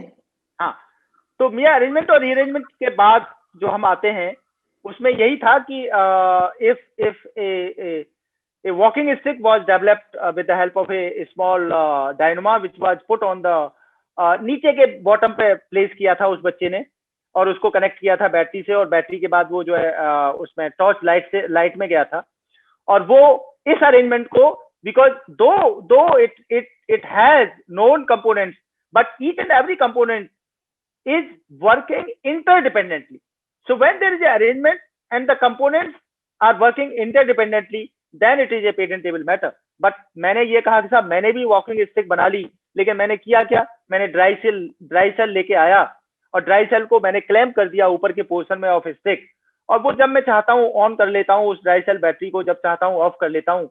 This is being treated as if this is working independently of one another. तो नोन मैनर में इंडिपेंडेंटली काम कर रहा है तो पेटेंटेबल नहीं है. Method of agriculture and horticulture not patentable at all. Any method of treatment of human being और animals not patentable. Plant and animal in whole और part thereof other than micro organism not patentable. Micro organism अगर आपने isolate किया nature से and then if you modify it genetically in your lab, then it becomes a new micro organism. Doctor diamond Chakrabarty का case आप लोगों ने सुना होगा, यूएस में जो हुआ था, उसमें उन्होंने माइक्रो ऑर्गेनिज्म को आइसोलेट करके इस तरह से जेनेटिकली मॉडिफाई किया कि वो जो ऑयल को खाने लग गया, वो माइक्रो ऑर्गेनिज्म ऑयल को खाता है और ऑयल को खाने के बाद उसे पानी में कन्वर्ट कर देता है. और आप देखते हैं कि जो सी में जब हम टैंकर चलते हैं, बहुत बड़े बड़े टैंकर, हजारों गैलन उनमें जो है ये क्रूड ऑयल भरा होता है, और वो लीक कर जाते हैं, तो ऑयल क्योंकि जो है डेंसिटी ऑयल की पानी से कम होती है, तो पानी के ऊपर उस पर जम जाता है, बहने लगता है पानी की सतह पे. And then if it is oil is there, तो ऑक्सीजन पास नहीं होती पानी में, और उसके नीचे के जो जो जो जंतु हैं, जीव जंतु हैं, वो मरने लगते हैं। तो डॉक्टर डायमंड चक्रवर्ती ने एक ऐसा माइक्रो ऑर्गेनिज्म बनाया जेनेटिकली मॉडिफाई करके कि वो ऑयल को खाता है और ऑयल को खा के पानी में कन्वर्ट कर देता है। So that was the case was filed by some drug company that this is a microorganism not patentable, but Supreme Court of USA ने ये डिसाइड किया था कि no, it is not a ordinary microorganism, it is a microorganism which has been modified genetically, so it's a invention, it's new method of business method। और computer program पर से patentable कहीं भी नहीं है वर्ल्ड वाइड। बिजनेस मेथड पे debatable point है US में कई बार बिजनेस मेथड को पेटेंट मिल जाता है, कई बार नहीं मिलता है। इंडिया में बिजनेस मेथड पेटेंट नहीं मिलता है। कंप्यूटर प्रोग्राम पर से है तो नहीं मिलता है, but when we are able to establish कि ये जो कंप्यूटर प्रोग्राम है वो it's a combination of software and hardware, तो हमें पेटेंट मिलता है। Literary, dramatic, musical, artistic work, इसको पेटेंट नहीं मिलता है क्योंकि एक्ट ही अलग है। This is all copyright. So copyright के लिए copyright act is differently is available and you can get the protection under copyright act.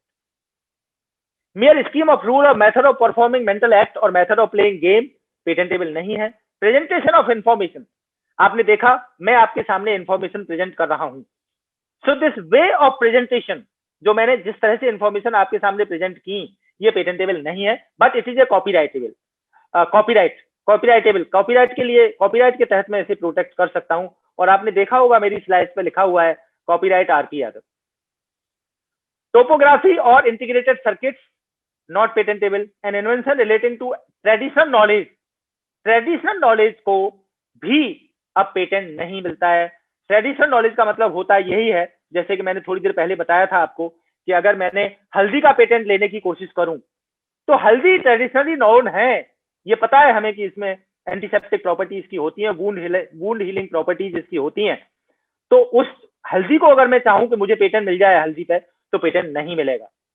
N invention relating to atomic energy section 4 of the atomic energy act says कि कोई भी ऐसा invention which is relating to atomic energy which can go in the hands of the terrorist or unadvantageous people who can destroy anything, who can destroy the people, who can destroy any country। तो इस तरह के atomic energy से related जो भी invention होते हैं उनको पेटेंट नहीं मिलता है। अभी मैं कुछ सवाल पूछूं डॉक्टर प्रीति?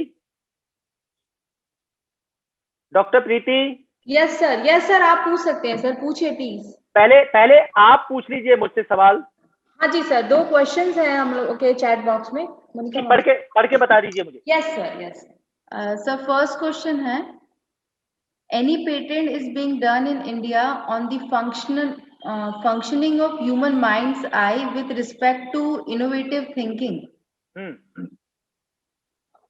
ऐसा अभी तक हुआ नहीं है, but if you are able to prove it that it is being find out by applying a kind of software and that software is a kind of software plus hardware, तो अगर हम इस तरह से इसको प्रेजेंट कर पाए that it is not a simple human mind but artificial intelligence and it acts like a virtual machine, we can get a patent for it, else no.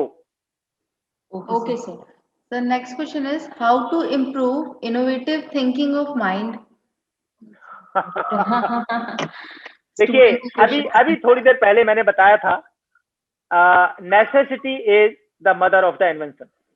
आप अपने आप को उस पोजीशन में रखिए कि अगर मेरे साथ ऐसा हो जाए तो मैं क्या करूंगा, अगर मेरे साथ वैसा हो जाए तो मैं क्या करूंगा। जब आप अपने आप को अनकंफर्टेबल पोजीशन में रखेंगे तब आपका माइंड काम करना शुरू करेगा, फिर वो सोचेगा कि मैं इस अनकंफर्टेबल कंडीशन से बाहर कैसे आऊं। So this is the only way by which you can improve upon the human mind कि भाई तुम्हें इन्वेंशन करना है। अगर मैं अपना एग्जांपल लूं madam, when I was there in Bangalore, I was working with Intel, तो मैं बैंगलोर में था which is I think 1300 kilometre away from Delhi. तो जब मैं ट्रेन से आ रहा हूं तो मुझको 48 घंटे लगते हैं ट्रेन में, मतलब आप ट्रेन में बैठे बैठे सड़ जाओगे। लेकिन अगर मैं प्लेन से आ रहा हूं तो मैं, मेरी पत्नी, मेरे 2 बच्चे, तो मुझको करीब करीब 20 से 25 हजार रुपए खर्च करने पड़ते हैं एक तरफ से। तो अगर मैं दोनों तरफ से आया गया तो पता लगा कि एक ट्रिप मेरा 50 हजार का पड़ता है। That time my mind started working. It was that time only when I thought of, और आपको पता होगा उस वक्त जो ये अपने मोबाइल फोन जो होते थे या जो पीसीओ होते थे उनकी कॉस्ट बहुत थी। 1 मिनट के 1 सेकंड हुआ तो आपको दूसरी कॉल लग जाती थी 3 मिनट की। It was very costly affair for me even to talk over phone to my parents, to my brother, to my family members. तब मेरे दिमाग ने काम करना शुरू किया और मैंने सोचा कि क्या हम ऐसी चीज नहीं बना सकते जो कॉल को कंप्लीट होने से 5 सेकंड पहले ये बता दे कि 5 सेकंड में आपकी कॉल कंप्लीट होने जा रही है, या तो आप कॉल ड्रॉप कर दो या फिर अगले 3 मिनट और बात करो। And this is what was clicked in my mind, and then I discussed this idea with my peer who was a electronic engineer, now he is a doctor, he has done PhD also, doctor SK Murthy. मैंने कहा भाई मैंने इस तरह से एक invention बनाया, सोचा है, अब मैं इस पर पेटेंट फाइल करना चाहता हूँ। He said Ram this kind of invention is already there.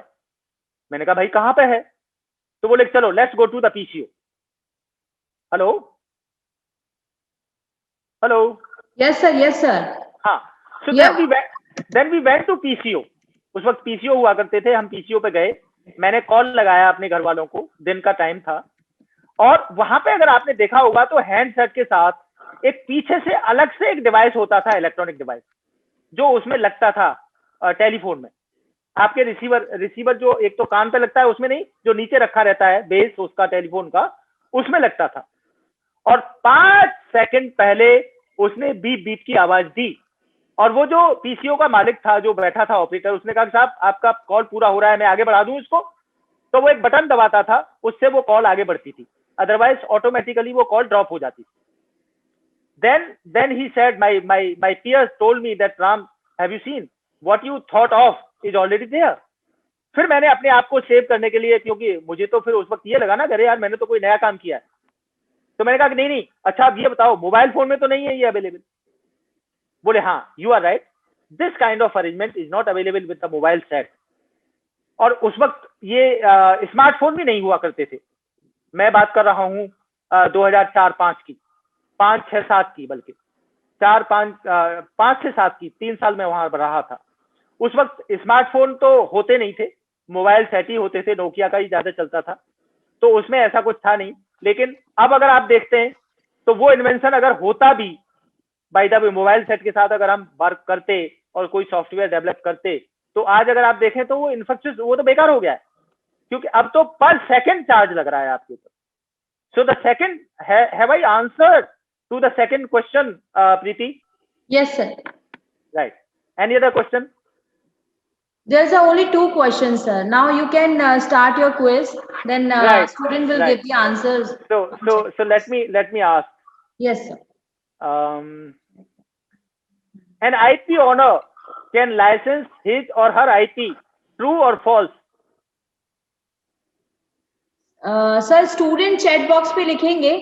Actually students को आपकी वॉइस ऑडिबल है, बट वो बोल नहीं सकते, तो उनका आंसर चैट बॉक्स पे है। आप उनसे आंसर लीजिए, ये सवाल पढ़ दीजिए, मेरा सुन तो पा रहे होंगे ना वो बच्चे लोग? जी, आपका आंसर, आपका क्वेश्चन सुन पा रहे हैं सर वो लोग। ठीक है, तो आंसर देखिए कितना, किसका आंसर आया। हाँ जी सर। सर आप अपना क्वेश्चन फिर से रिपीट कर दीजिए please. An IP owner can license his और her IP, true or false? 1 false, Prabha, false, again false, false। ये तो गलत है, ये तो हमने, ये इनके आंसर गलत हैं। हमने तो बताया था it's a property, it's a intangible property and it can be license. जैसे आप घर को रेंट पे उठाते हैं, उसी तरह से आप अपने इंटेलेक्चुअल प्रॉपर्टी को लाइसेंस दे सकते हैं। So it's true, it's true, the correct answer is true. Then IP is an asset, tangible और intangible? Next question, intangible. IP is an asset. My next question on our screen is IP is an asset. Now you have to tell me whether this is a tangible asset or intangible asset. Sir, intangible, tangible. ये आप बता रही हैं, बच्चे लोग क्या बता रहे हैं? बच्चे बता रहे हैं sir. Most of the sir intangible पर जा रहे हैं। ठीक है, और टेंजिबल पर मतलब 2% होंगे। नहीं, तो सवाल का आंसर ज्यादातर बच्चों ने ठीक दिया। It's an intangible asset. Okay. तीसरा क्वेश्चन है, IP owner can stop others from exercising his और her IP, true or false? Sir, answer is coming false. From faculties member. Student again false. No. False. No. गलत।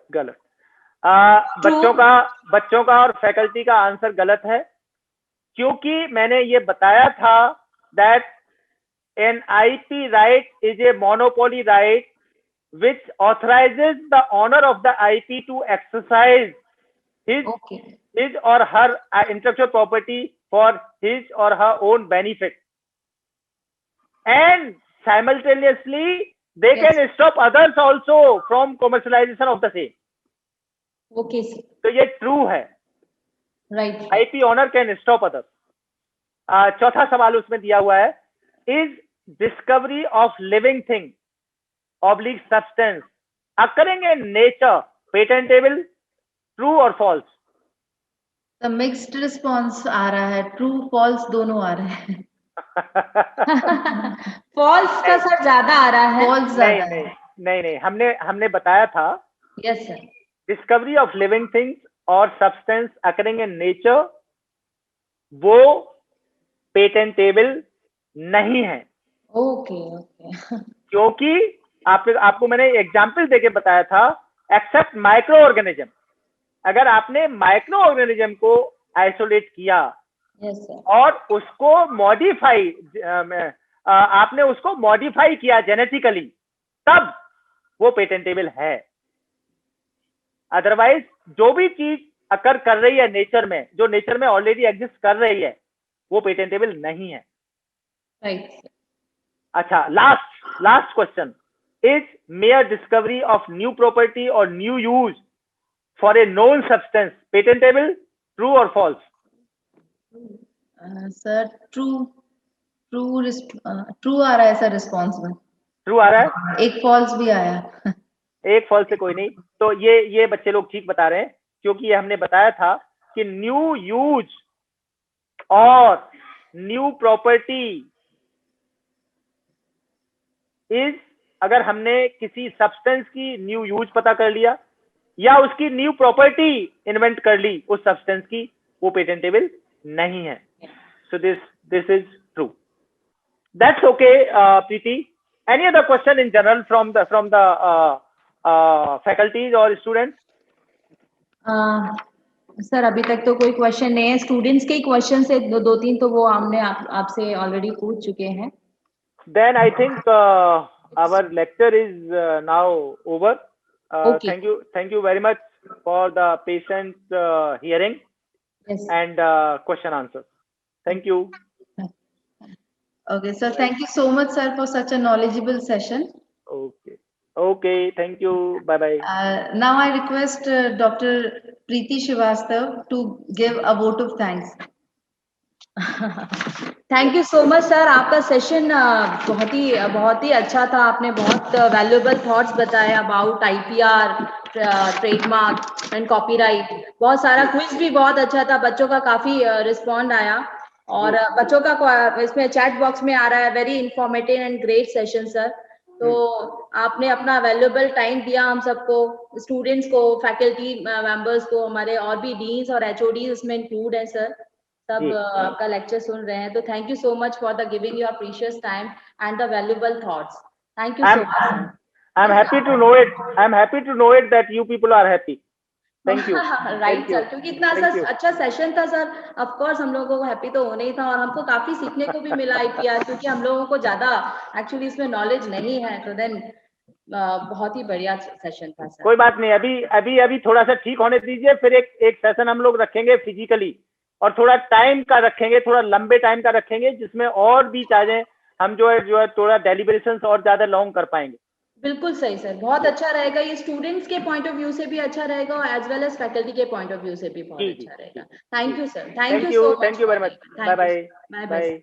Bye.